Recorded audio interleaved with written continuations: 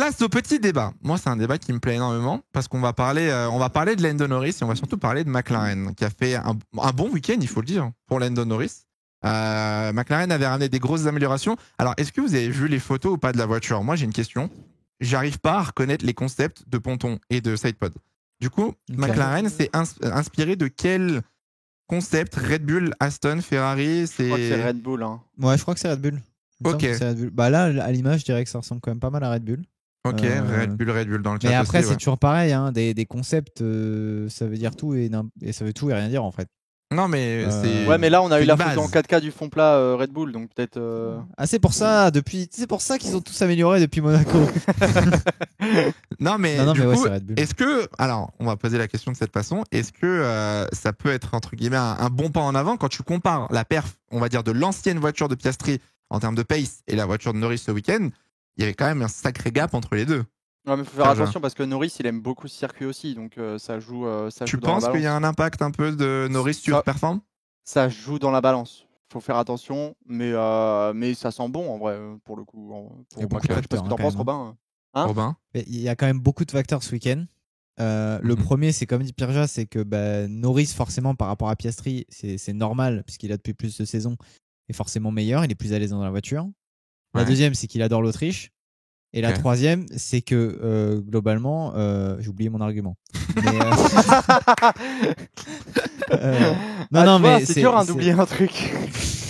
Non, mais c'est compliqué à dire parce qu'au final, c'est un circuit qui lui plaît, etc. Et potentiellement que les améliorations qu'ils amènent peuvent marcher sur ce circuit, comme elles peuvent ne pas marcher sur d'autres, comme ça a été le cas pour Mercedes sur des circuits, comme c'était le cas pour Ferrari.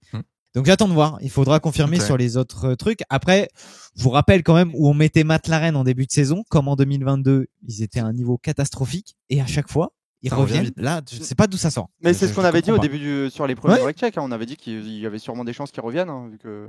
Et du coup, moi, la question que je me pose, du coup, au vu du résultat de Norris ce week-end et potentiellement de l'avancée de McLaren, c'est comparé à Alpine. Alpine qui a eu un week-end compliqué, on va dire.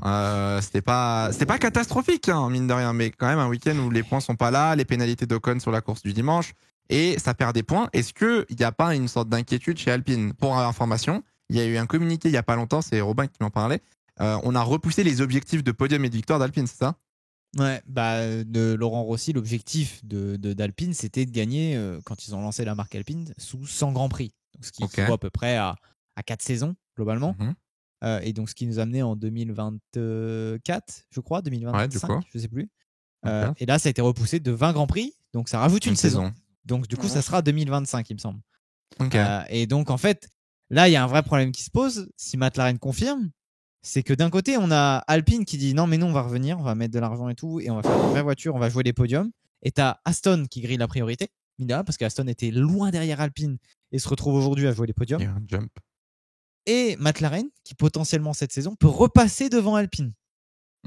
Quid d'Alpine qui se retrouve du coup 6e ou 7e force du plateau, tu vois. Alors que l'objectif, c'était 2024-2025 de faire les podiums régulièrement.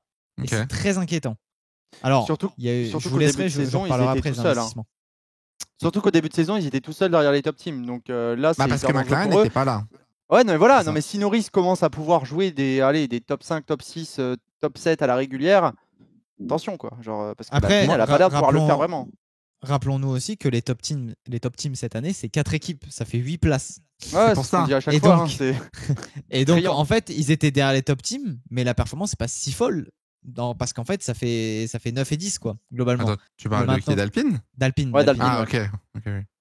Et donc là où McLaren fait vraiment un grand pas en avant, c'est qu'ils vont choper cette place à Alpine. Et attention sur le long terme, parce que j'aimerais bien voir quand même ce que ça donne à Silverstone pour Norris et savoir si Piastri va avoir cette version B du coup de la McLaren très prochainement. Moi, j'ai une question pour le chat. Si on peut avoir un sondage les modos, please, comme ça on pourra savoir. Est-ce que vous pensez que McLaren terminera devant Alpine ou pas à la fin de la saison? Au constructeur, au vu de l'évolution et du comeback en termes de perfo depuis Bahreïn, où ils étaient les derniers et là maintenant quand même bien revenus, est-ce que ça termine devant Alpine ou pas? À savoir qu'Alpine a quand même un podium à Monaco. Elle date de quand les dernières améliorations d'Alpine et est-ce qu'ils en ont prévu prochainement? C'était Canada. Canada, ils sont ramenés. C'est pas le Canada où ils sont ramenés avec 5 améliorations et que ça n'a rien donné? Ou Ocon s'est trouvé bloqué derrière Albon? C'était Canada ou Espagne, mais ils sont ramenés avec 4-5 améliorations. Moi, j'étais trop content. J'étais en mode let's go, 5 améliorations et tout, ça va donner. Pas du tout. Est-ce qu'on a le classement constructeur, Lucas? Ouais, on l'avait pas dans la régie, potentiellement. Mais du Juste coup, pour revoir, mais ça me paraît un peu tôt. Pierre-Ja, pour toi, du coup, McLaren ou Alpine en fin de saison? Je vais quand même dire Alpine, malgré tout. Ok, vous l'avez sous les yeux. Donc 47 points pour Alpine, beaucoup, 29 pour McLaren. Bon, à rappeler quand même que du coup, donc Ocon a eu le podium à Monaco et que là, Norris, du coup, il a P4 aujourd'hui en Autriche. Ouais. Donc, mais McLaren 29 avec le début de saison. Enfin, de toute façon, Alpine n'a pas assez capitalisé. Hein. On se rappelle l'Australie. Hein. Oui. L'Australie, ils ont jeté les points à la poubelle. Hein. Est-ce que, ils vont s'en vouloir. Hein. Autre question, est-ce que Piastri, du coup, sera assez performant pour aller titiller Alpine?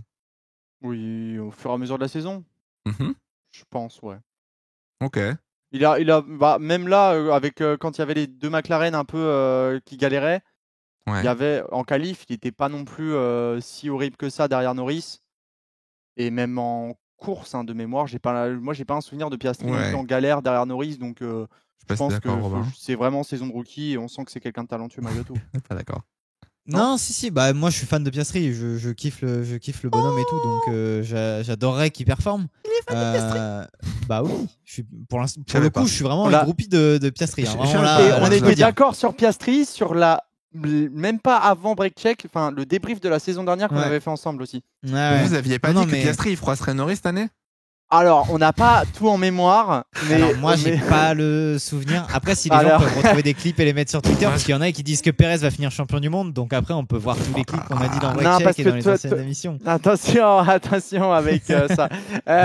Ouais, du coup, c'était quoi la question de base Est-ce que Alpine terminera, enfin, qui de Alpine ou McLaren terminera devant au constructeur? La réponse du chat, Robin, 2 secondes, c'est que McLaren va finir devant Alpine. C'est un non à 60%. Vous voyez Alpine en tête comparé à McLaren.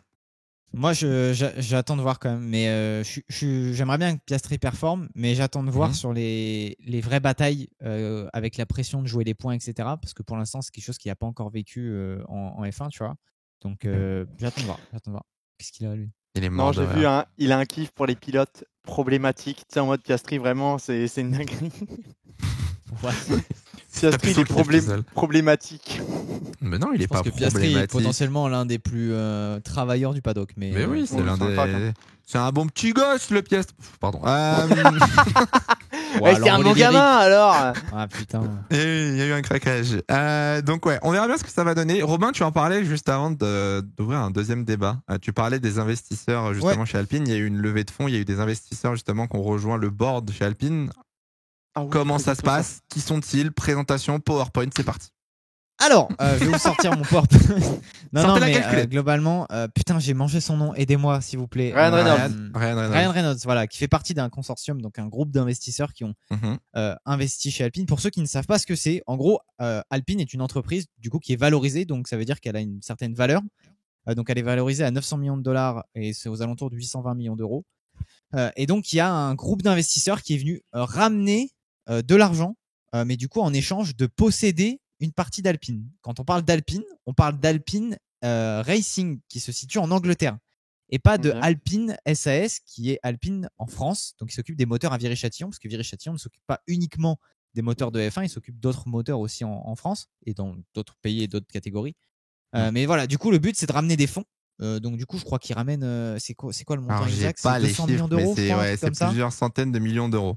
Je crois que c'est 200 millions d'euros, un truc comme ça, qui ramène. Donc c'est quand même un gros truc qui va permettre d'améliorer les usines d'Alpine, qui va pouvoir permettre de recruter du personnel, parce qu'en ce moment c'est vraiment la chasse à l'ingénieur on va recruter, mais du coup ça coûte énormément d'argent. Il y a les gardiennages, les histoires, etc. Donc tout cet argent il va servir à améliorer les usines d'Alpine, améliorer le recrutement, enfin voilà, toute une flopée d'argent, une grosse rentrée d'argent du coup pour Alpine.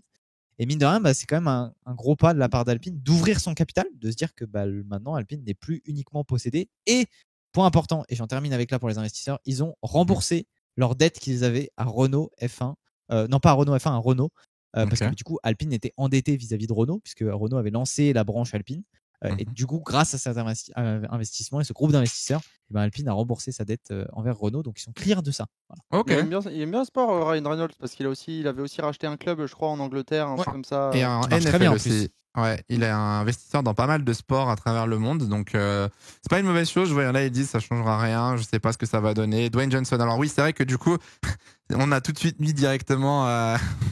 On a tout de suite mis Ryan Reynolds sur le genre. Ryan Reynolds investi chez Alpine, c'est un groupe de plusieurs personnes.